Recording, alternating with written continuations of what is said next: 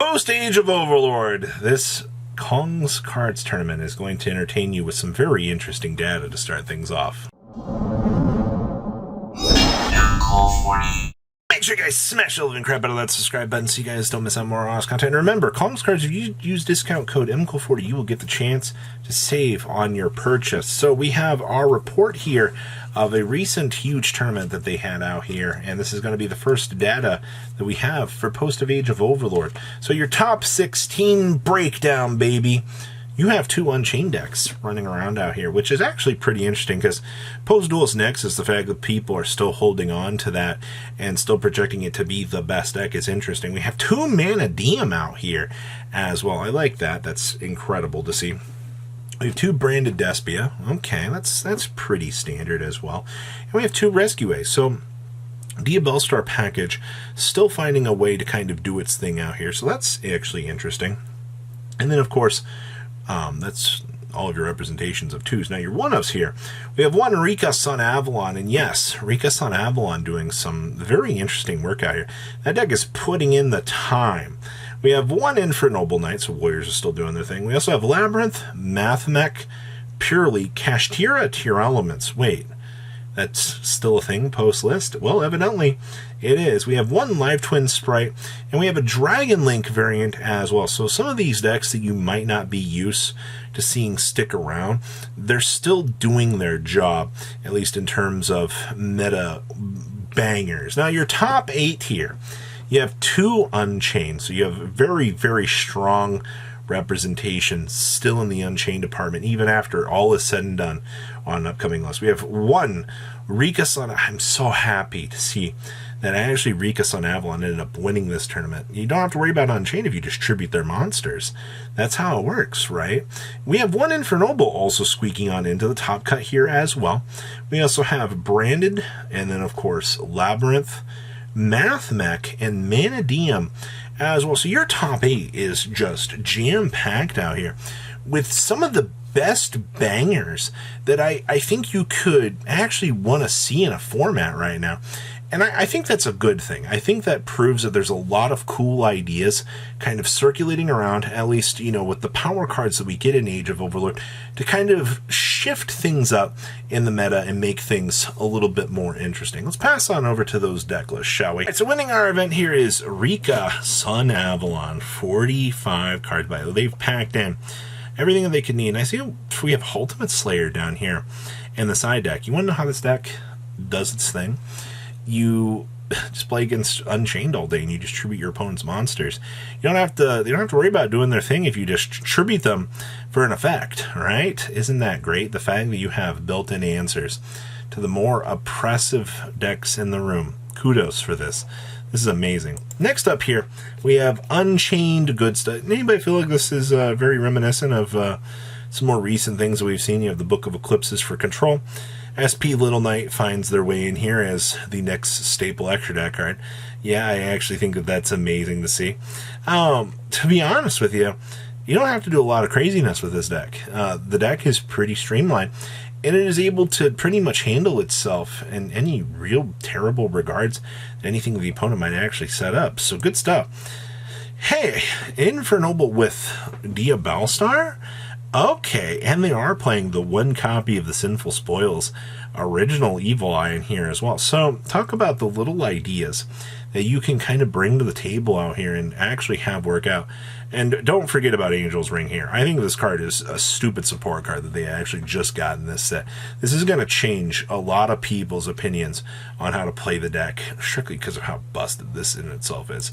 Alright, we have some Branded here. Wow, Branded really did play into this tournament. Kudos, by the way. I mean, you don't have to bulk down on some of the crazier lines of play. You're able just to work things out and still have this do its thing. Also, Super Poly, so absolutely amazing as a card out here. And of course, Thrust and the Change of Heart. You're once again seeing that Change of Heart value out here. I saw that Jesse just made a video talking about this, so there's going to be a little bit more spotlight on this. So, okay, I'll take it. Not a lot of other things though. Next up, we have, oh boy, you know, Labyrinth is so hyped up for the new stuff.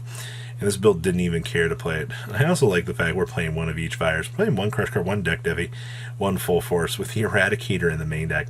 The fact that you can just bring in any of the viruses and just get away with it is hilarious. But yeah, this proves that you don't have to rely on the new support cards to, you know, still have Labyrinth functioning.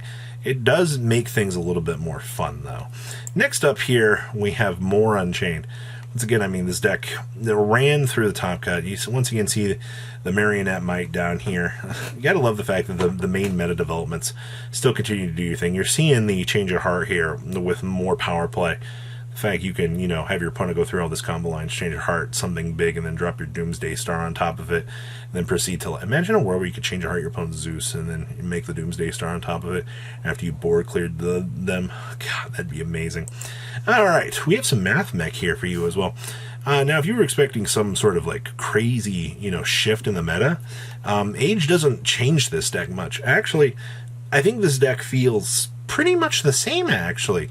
And the fact that I don't have to go through and dedicate all the craziness, I mean, I think the Skullmeister inclusion might be one of the craziest new little innovations that this deck is playing right now. And that proves to me that you don't have old stuff. It works. Okay, next up here, we have, oh my gosh, it's Visa Samsara. After I've watched this build do its thing, this deck's consistency rate is actually crazy. And it's all because of this card right here. I do highly recommend that when you get Mana DM support here in the future, that you give this deck a shot, because this card is genuinely stupid broken. Not in a good way, by the way. This does change this deck.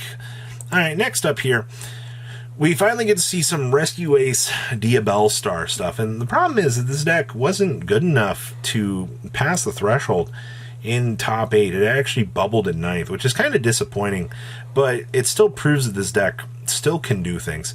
I mean, obviously, the amount of level 1 anything that you can do in here. I like the fact that we're playing Formula Synchron in here. That way you can turbo in with the Hydrant.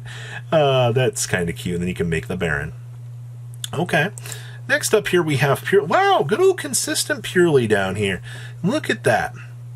Good old Crossout Designator. So we do have the defensive plays that we're pretty used to seeing at this point in time. You need these defensive cards. They are what make this deck have a chance to play the game. And as much as, you know, we give this deck crap for wanting to play things like this, it doesn't really have a choice. It's kind of forced to. Also, triple Druid's Worm down here for the massive consistency. I love how this deck was still worried about things.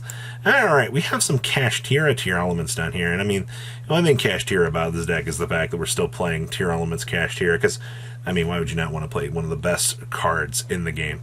Shout out here to Lingaribo in the side deck, baby. They actually have to play this. If they see a Nightmare Corrupt Ridley, they get actually scared and they run for the hills, because it auto just ends this deck's career, unfortunately. It's a real big shame, but you know, sometimes good cards do in fact exist. And of course, we have more Mana DM back here.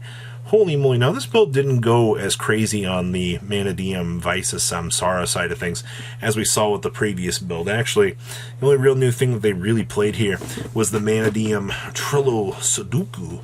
And I do think that this card is bonkers. Like, this card adds an entirely different dimension to this deck that should have never really been added. But it did need more stepping stones, so I'll take it at the end of the day. Cool to see that this is doing its thing.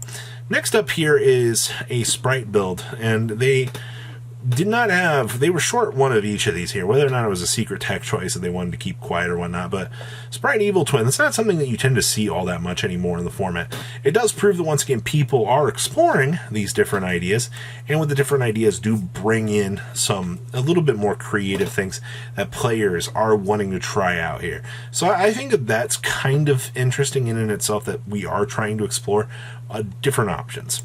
Alright, we have... Oh, hey, we're playing the Branded King down here. I've seen a lot more people actually trying this as of late. I think it's been kind of nice to see that, hey, you know, the trap card is getting a little bit of love.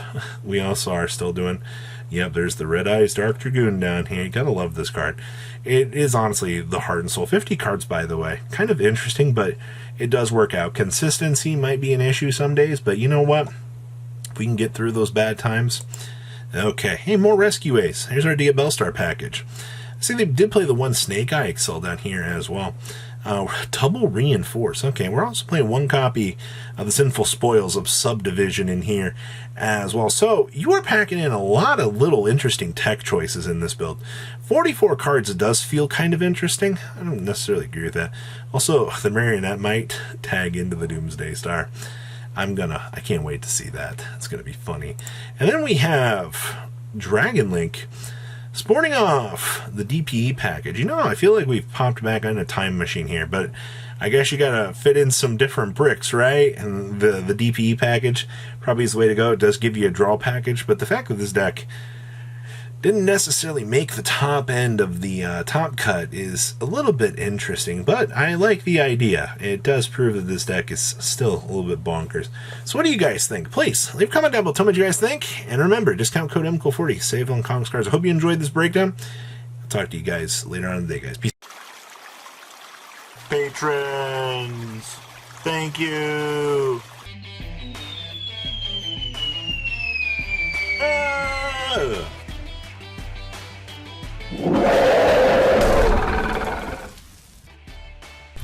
Thank you so much for watching. Check out these other videos.